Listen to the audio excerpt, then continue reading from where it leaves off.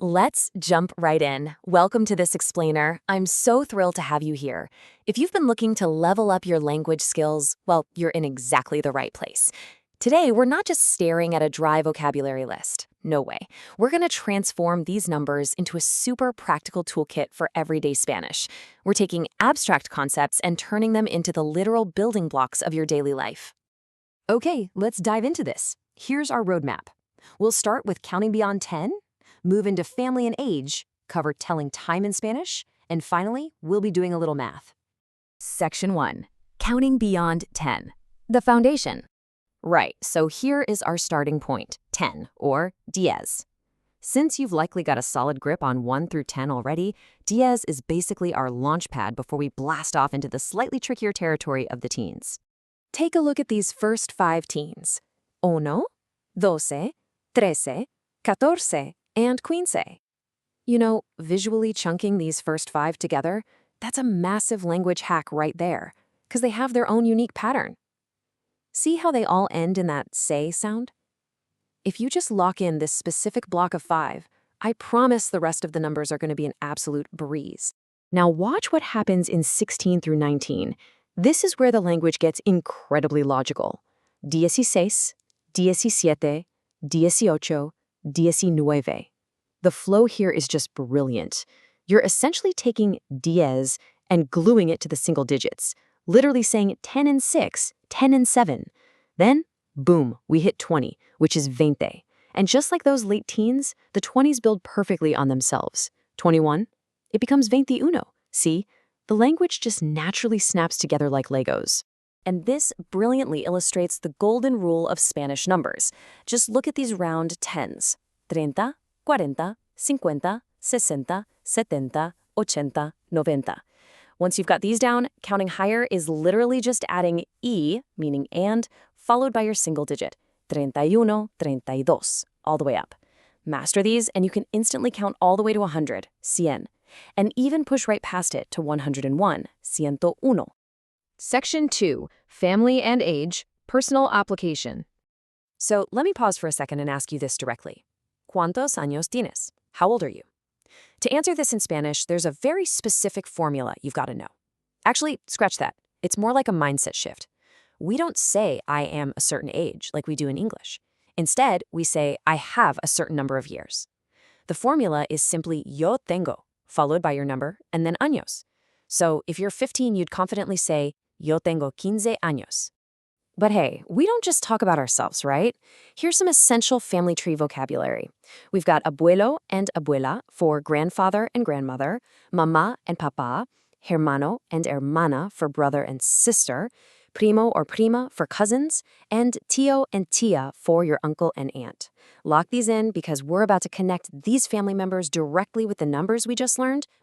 So, the crucial point is seeing exactly how these pieces click together in the real world.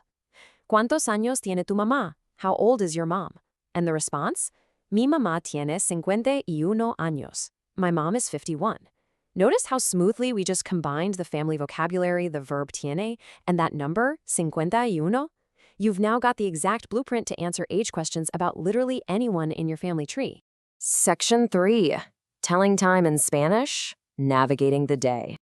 Imagine you're rushing through a crazy busy morning, trying to catch a bus or make a meeting, and you're constantly checking the clock. You are going to hear and use this exact question all the time. ¿Qué hora es? What time is it? Let's break down how to read that clock using your new Spanish numbers. I absolutely love the flexibility of language, and this shows you have options. For a time like 1:30 a.m., there are 2 perfectly correct ways to say it. You can say son la 1:30, which translates beautifully to 1:30. Or you can lean on the math skills we just practiced and say son la 1:30, 1:30. Both get the job done flawlessly. Now, what's really interesting about this is how that exact same logic applies to a quarter past the hour. At 1:15 a.m., you can opt to say son la 1:15, meaning a quarter past. Or you can just stick to the hard digits and say son la 1:15. You literally have the freedom to choose whichever phrase feels more natural for you to say in the moment. To quickly demonstrate the pattern for the rest of the clock, I want to highlight a major shift here. For any hour after 1 o'clock, the phrase becomes plural. We shift to son las. So, 2:11 a.m. is son las 2:11. 5:14 a.m. becomes son las 5:14. And an exact time like 11:43 a.m., it's simply son las 11:43. You state the hour with son las, add e, and read the minutes. It's incredibly straightforward. Section 4. Doing the math. Mental gymnastics.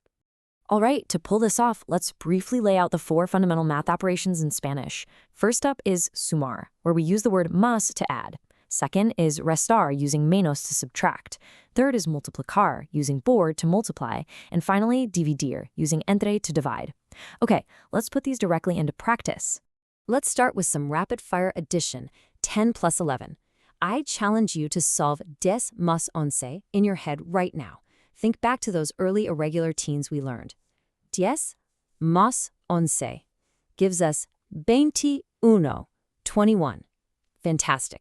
Keep that mental energy up. Let's switch to subtraction, 20 minus 10.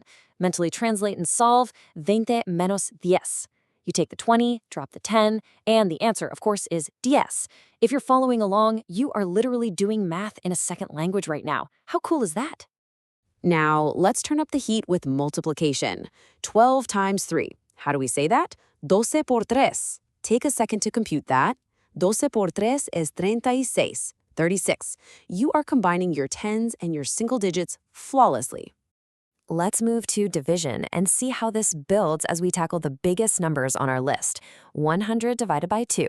Translated, we're looking at 100 entre 2. 100 entre 2 gives us exactly 50. If you could follow that calculation, your grasp of these building blocks is incredibly solid. Which brings us to the end of our explainer and to your final challenge. Practice time. We have 120, 142, 163, and 190. How would you confidently write or speak those out loud in Spanish? Think about combining the word ciento with the tens and single digits we just explored. Mastering this means you aren't merely memorizing a list. You are fully empowered to tell time, buy groceries, talk about your family, and truly live in the language. So my question to you is, now that you have these building blocks, how quickly can you translate the numbers of your own daily life into Spanish? Keep practicing, stay focused, and I'll catch you in the next explainer.